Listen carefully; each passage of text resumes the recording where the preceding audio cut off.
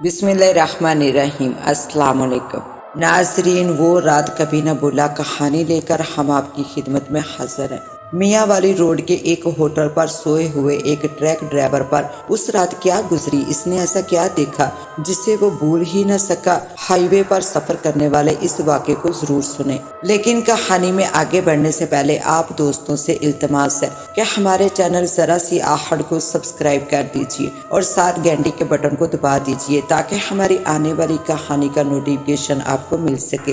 شکریہ۔ میں اپنے گھر میں سب سے چھوٹا ہوں۔ میرے والد صاحب کا میرے بچپن میں ہی انتقال ہو گیا تھا۔ میری عمر اس وقت شاید 10-11 برس کی تھی۔ والد کی وفات کی وجہ سے کم عمری سے ہی ہم بھائی محنت مشقت کے عادی ہو گئے۔ تقدیر نے اس وقت ہمارے ہاتھوں میں اوزار تھما دیے جو کھیلنے کودنے اور اسکول جانے کی عمر ہوتی ہے۔ چھوٹی سی عمر سے پرزوں سے الجھتے اور ایک مخصوص سے ماحول کا حصہ بنے، اس عمر تک آتے آتے مجھے اس کام سے وحشت سی ہونے لگی۔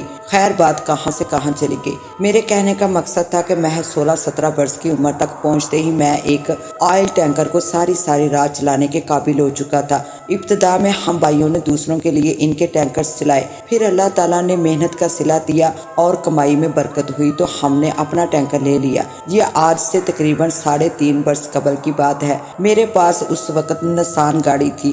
اب میرے پاس ہینو نام کا آئل ٹینکر ہے۔ ایک ہیلپر میرے ساتھ تھا، مگر دوسرا ڈرائیور جسے میں نے اپنی مدد کے لیے رکھ چھوڑا تھا اپنے والد صاحب کی بیماری کی وجہ سے 1 ہفتے کی چھٹی لے کر اپنے گاؤں گیا ہوا تھا۔ میں اکیلا ہی تھا۔ کماڑی سے ٹینکر میں LDO لے کر جب میں مظفر گڑھ کے راستے میاں والی روڈ پر پہنچا تو رات کے تقریباً 2:30 بجنے والے تھے۔ میرے ساتھ کماڑی سے ہی LDO لے کر میرے پھوپھی زاد اور ایک دوسرے ساتھی کے ٹینکرز بھی تھے اور ہم آگے پیچھے چل رہے تھے کہ ایک چھپڑ ہوٹل دیکھ کر ہم نے اپنی گاڑیاں روک لی۔ ہم اس راستے پر بارہا گزرے تھے اور ہوٹل کے مالک سے بھی یاد اللہ تھی۔ ارے میرے یار آئے ہیں۔ ہم گاڑیاں روک کر اترے تو ہوٹل کا مالک گل ریز خان ہمارے استقبال کو بڑھا۔ ہم وہیں چارپائیوں پر بیٹھ کر چائے منگوا کر پینے لگے۔ سبھی تھک چکے تھے۔ میرے پھوپھی زاد شیر خان نے جب یہ اصلاح دی کہ ہمیں باقی رات سفر کرنے کی بجائے کچھ دیر آرام کر لینا چاہیے تو میں نے اس کی بھرپور تائید کی۔ میں خود بھی گاڑی چلاتے چلاتے تھک گیا تھا اور مجھے نیند بھی آ رہی تھی، تو ہم نے چائے پی کر باقی سفر کا ارادہ ترک کرتے ہوئے آرام کر لینے کا فیصلہ کر لیا اور اپنی گاڑیاں سائڈ پر کر لی۔ میرے پھوپھی زاد اور میرے دوسرے ساتھی نے اپنے ٹینکرز آگے پیچھے ہوٹل سے نسبتاً پچھلی طرف کھڑے کر دیے اور گاڑی کے جنگلے کیبن میں بستر ڈال کر سونے کے لیے لیٹ گئے۔ جس جگہ انہوں نے اپنے ٹینکرز کھڑے کیے وہاں اتنی جگہ نہیں تھی کہ میں اپنا ٹینکر بھی ان کے ساتھ کھڑا کرتا، اور اگر بالفرض جگہ ہوتی بھی تو شاید میں وہاں اپنا ٹینکر کبھی نہ کھڑا کرتا، کیونکہ میرے پھوپھی زاد کو نیند میں زور سے کراٹے لینے کی عادت تھی۔ اس لیے میں اپنے ٹینکر کو ہوٹل کے بالکل پچھلی طرف روڈ سے بالکل ہٹ کر ایک سنسان سے گوشے میں پیپل کے درخت کے نیچے لے گیا۔ گرمیوں کا موسم تھا، اس لیے میں نے بھی اپنے دوسرے ساتھیوں کی طرح گاڑی کے اندر کی بجائے جنگلے میں ہی سونے کو ترجیح دینا مناسب سمجھتے ہوئے تکیہ لگا لیا اور جنگلے میں جا کر لیٹ گیا۔ گرمی سے پریشان میرا ہیلپر نیچے بمپر پر جا کر سکڑ سمٹ کر سو گیا۔ پیپل کا وہ درخت جس کے نیچے میں نے گاڑی کھڑی کی تھی کافی گھنا اور بوڑھا تھا، جس کی لمبی شاخیں ہوا سے ہلتے ہوئے ایک پر اسرار سا ماحول پیدا کر رہی تھی۔ مجھے تھکن کے سبب سخت نیند آ رہی تھی، اس لیے کچھ ہی دیر میں گہری نیند میں ڈوب گیا۔ جانے کتنی دیر سوتا رہا کہ میری آنکھ شدید تکلیف کے احساس سے کھل گئی۔ مجھے اپنی کلائیوں بازوؤں پر شدید درد محسوس ہو رہا تھا۔ کچھ دیر تو میں سمجھ ہی نہ سکا کہ اس تکلیف کا سبب کیا ہے، مگر جب میں نے پوری طرح آنکھیں کھول کر اپنے اطراف اور اپنے وجود کا جائزہ لیا تو میرے دل کی دھڑکن معمول سے کئی گنا بڑھ گئی۔ چاند کی 13ویں یا 14ویں شب تھی، اس لیے پورا علاقہ چاندنی میں نہایا ہوا تھا۔ وہ وقت بہت دل ہلا دینے والا تھا۔ پیپل کا وہ بوڑھا درخت جس کے نیچے میرا ٹینکر کھڑا تھا اور جس کے کیبن میں میں لیٹا ہوا تھا، اس درخت کی شاخیں لمبی ہو کر میرے بازوؤں اور میری ٹانگوں سے لپٹی ہوئی تھی۔ ان کی گرفت لمحہ بہ لمحہ مضبوط ہوتی جا رہی تھی۔ میں پوری طرح بیدار ہو چکا تھا اور مسلسل ان شاخوں سے جو رسیوں کی طرح میرے وجود سے لپٹی ہی جا رہی تھی پیچھا چھڑانے میں مصروف تھا۔ میں نے چیخنا چاہا مگر آواز میرے گلے میں ہی دم توڑ گئی۔ مجھے اپنی سانس سینے میں اٹکتی محسوس ہو رہی تھی۔ میں جتنا ان شاخوں کو ہٹا رہا تھا وہ اتنی ہی مجھ سے لپٹ رہی تھی، مجھے اپنی لپیٹ میں لے جا رہی تھی۔ میں نے اس کھینچا تانی میں سر کو جنبش دے کر اٹھایا تو میری نظر شاخوں سے ہٹ کر درخت کے تنے پر جا ٹھہری۔ مجھے اپنی دھڑکن رکتی ہوئی محسوس ہوئی۔ یقین کیجئے درخت کے چوڑے تنے پر انڈے جیسی ساقت اور سائز کی 2 آنکھیں تھی جو باقاعدہ جھپک رہی تھی۔ آنکھوں کی گول گول پتلیاں کبھی دائیں جانب حرکت کر رہی تھی اور کبھی بائیں جانب، اور پھر وہ آنکھیں ایک دم میرے وجود پر ٹک گئی۔ ان آنکھوں میں قہر تھا، غصہ تھا، مرعوب کر دینے والا تاثر تھا۔ میں اس سے نظریں ہٹا کر خود کو چھڑانے کی جدوجہد میں مشغول تھا۔ میں پسینے پسینے ہو چکا تھا۔ ڈر، خوف، گھبراہٹ کی کیفیت مجھ پر حاوی تھی۔ میں نے مضبوطی سے جنگلے کے لوہے کے کناروں کو مضبوطی سے تھام رکھا تھا۔ میں انہیں چھوڑ دیتا تو شاید شاخیں مجھے اوپر اٹھا لیتی، اور پھر جب ایک شاخ میرے سینے سے لپکتی ہوئی میری گردن کے گرد لپٹنے لگی تو مجھے لگا جیسے میرا آخری وقت آ گیا ہے۔ اے اللہ میری مدد فرما، مجھے اس آفت سے نجات دے۔ میں نے با آواز بلند اللہ سے فریاد کی اور آنکھیں سختی سے بند کر کے سورۃ فاتحہ زور زور سے پڑھنے لگا۔ میں آنکھیں بند کیے اسی حالت میں آیات قرآنی پڑھتا جا رہا تھا۔ پھر مجھے محسوس ہوا جیسے میرے وجود سے لپٹی ان شاخوں کی گرفت ڈھیلی ہوتی جا رہی ہے۔ میں نے ڈرتے ڈرتے آنکھیں کھولی۔ آیات قرآنی کی برکت سے شاخیں آہستہ آہستہ پیچھے ہٹ چکی تھی۔ میں نے مزید تیزی سے ورد شروع کر دیا تو شاخیں اور تیزی سے مجھے آزاد کرنے لگی۔ جب میں مکمل طور پر آزاد ہو گیا تو میں نے بے ساختہ کلمہ شکر ادا کرتے ہوئے درخت کو دیکھا تو سب کچھ پہلے جیسا ہی ہو گیا تھا۔ درخت کے تنے پر موجود آنکھیں غائب تھی۔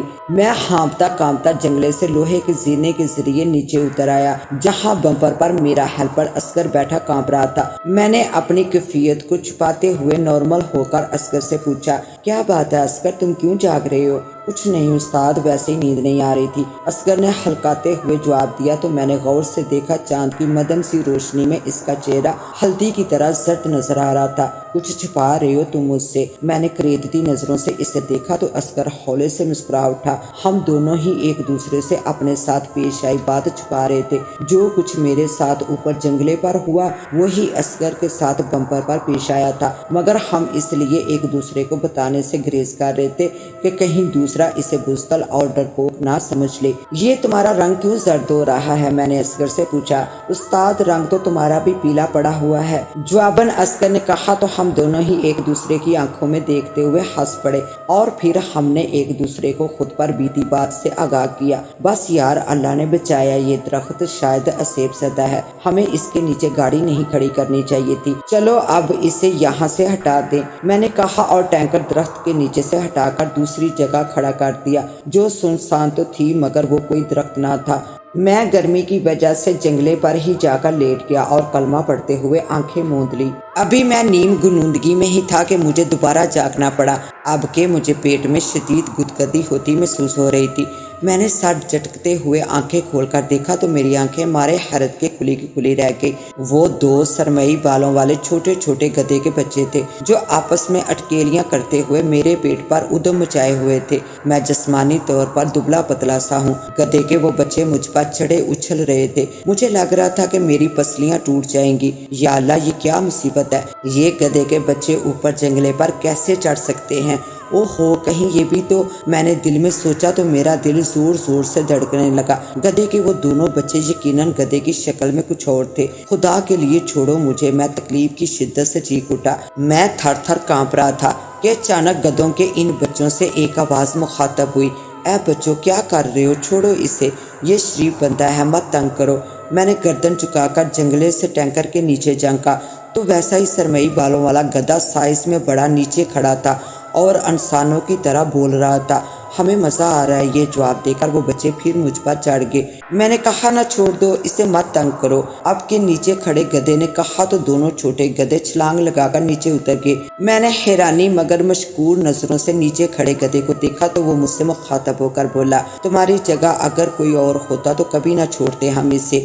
یہ کہتے ہوئے وہ اس قدر تیزی سے سڑک پر دوڑتے ہوئے نظروں سے اوجھل ہو گئے کہ ایک نظر کے بعد دوسری نظر انہیں نہ دیکھ سکا۔ ایک بار پھر میں کرہتا ہوا لوہے کی سیڑھی سے نیچے اترا اور اندر جا کر کمبل اوڑھ کر لیٹ گیا۔ میں اس وقت تھر تھر کانپ رہا تھا۔ میں نے اصغر کو جو میری آواز سے جاگ گیا تھا ساری صورتحال بتائی تو وہ بھی تھر تھر کانپنے لگا الغرض وہ ساری رات ہم نے کمبل میں کانپتے اور جاگتے ہوئے گزاری۔ ہر آہٹ پر یہ گمان ہوتا رہا کہ ابھی کہیں سے کوئی آفریت آئے گا اور ہمیں ہڑپ کر لے جائے گا۔